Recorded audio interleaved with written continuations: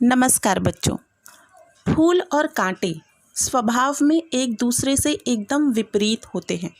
एक और फूल अपने सुंदर रंग से हमें अपनी ओर आकर्षित करता है, अपनी सुगंध से हमारा मन मोह लेता है। उसे यदि हम छूकर भी देखें तो हमें अपनी कोमलता का एहसास कराता है। वहीं दूसरी तरफ कांटे न तो सुंदर होते हैं, न उनमें खुशबू होती है, और यदि हम गलती से भी उन्हें छू लें तो हमारी उंगलियों में चुभ जाते हैं। ऐसे में सबको फूल ही पसंद आते हैं, कांटे किसी को पसंद नहीं आते। आइए इनके स्वभाव के बारे में हम और जानते हैं हमारी आज की कविता से, जिसका शीर्षक है फूल और कांटे। ये कविता श्री अयोध्या सिंह उपाध्याय द्वारा लिखी गई है। हरिऔध इनका उपनाम है।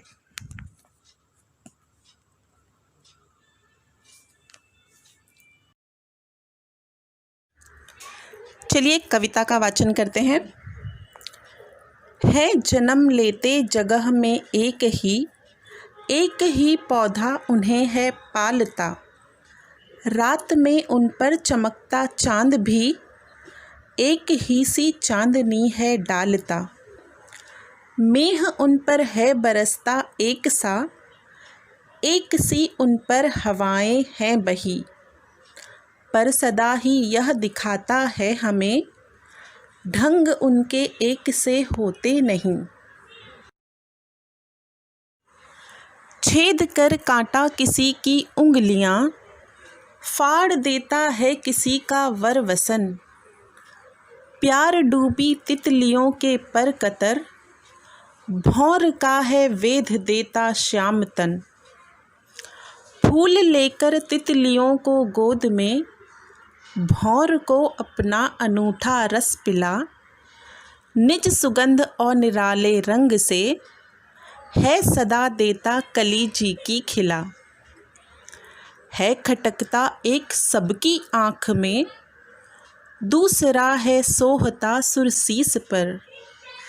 किस तरह कुल की बड़ाई काम दे, जो किसी में हो बड़प्पन की कसर। जैसा कि सभी जानते हैं कि फूल और कांटे इन दोनों का जन्म एक ही पौधे में होता है। एक ही पौधा दोनों का भरण पोषण करता है। रात के समय जब चंद्रमा अपनी शीतल चांदनी धरती पर बिखेरता है तो वह भी फूल और कांटे दोनों को समान रूप से प्राप्त होती है। पौधा या चांद दोनों के साथ कोई भेदभाव नहीं करते। मेह यानी बादल, जो बारिश से पूरी धरती को भिगा देते हैं, सबको शीतल करते हैं, वे भी फूल और कांटे दोनों पर समान वर्षा करते हैं। यहाँ तक कि हवा भी जब बहती है तो दोनों पर समान रूप से बहती है। अर्थात सारी ज़रूरी चीज़ें जो जीवन के लिए आवश्यक हैं, जैसे जन्म स्थान, जन्म देने वाले, चांद, वर्षा, हवा, सभी फूल और कांटे दोनों को समान रूप से प्राप्त होती हैं। इसके बावजूद अगर हम देखें तो फूल और कांटे दोनों का ढंग यानी व्यवहार एकदम भिन्न, एकदम अलग होता है। यदि हम कांटे को छूने का प्रयास करें तो वह हमारी उंगलियों को छेद देता है। आपने भी महसूस किया होगा कि किस तरह कांटा हमारी उंगलियों में चुभता है, हमें दर्द देता है। किसी के कपड़े यदि कांटे में उलझ जाएं या फंस जाएं तो सुंदर से सुंदर कपड़े भी वह फाड़ देता है। तितलियां देखो कितनी प्यारी प्यारी होती हैं, गलती से भी अगर उनके पंख कांटे में लग जाएं तो वह उन्हें भी कतर देता है, यानी काट देता है। ऐसे में तितलियां इन कटे हुए पंखों से उड़ भी नहीं पाती। भौरा, जो कि एक प्रकार का कीड़ा होता है, जिसे इंग्लिश में बम्बल बी कहते हैं, उसे फूलों का पराग यानी रस पीना बहुत पसंद है।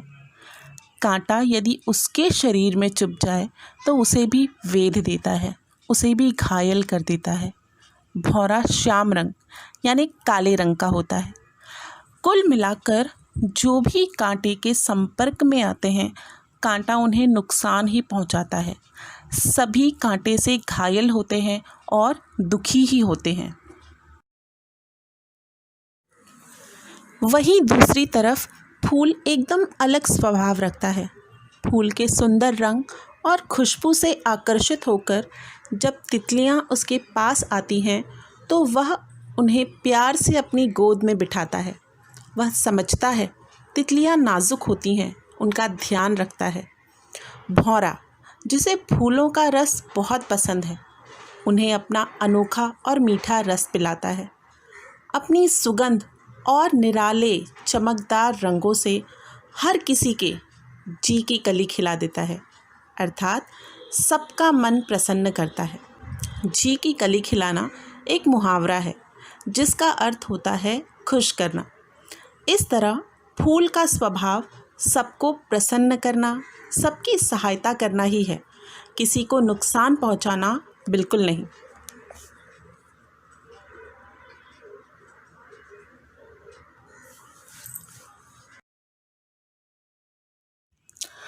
अपने अलग अलग स्वभाव के कारण फूल अच्छा तो कांटा बुरा कहलाता है।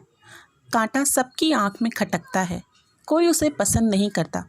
वहीं फूल अपनी अच्छाई के कारण देवताओं के सिर पर चढ़ाया जाता है, देवता जिसके आगे हर कोई सिर झुकाता है। फूल की अच्छाई उसे सबसे ऊंचा बना देती है। भले ही दोनों का कुल यानी परिवार एक ही था, लेकिन अपने स्वभाव से ही दोनों ने अच्छा और बुरा स्थान प्राप्त किया। कहने का अर्थ ये है कि भले किसी मनुष्य का जन्म ऊंचे और कुलीन परिवार में हुआ हो, लेकिन यदि उसमें बड़प्पन और परोपकार का गुण नहीं है तो सब बेकार है। मनुष्य की पहचान उसके गुणों से होती है, उसके परिवार से नहीं। एक अच्छा जीवन जीने के लिए हमें फूल के गुणों को अपनाना होगा और कांटे के समान बुरे और निंदनीय कामों से बचना होगा।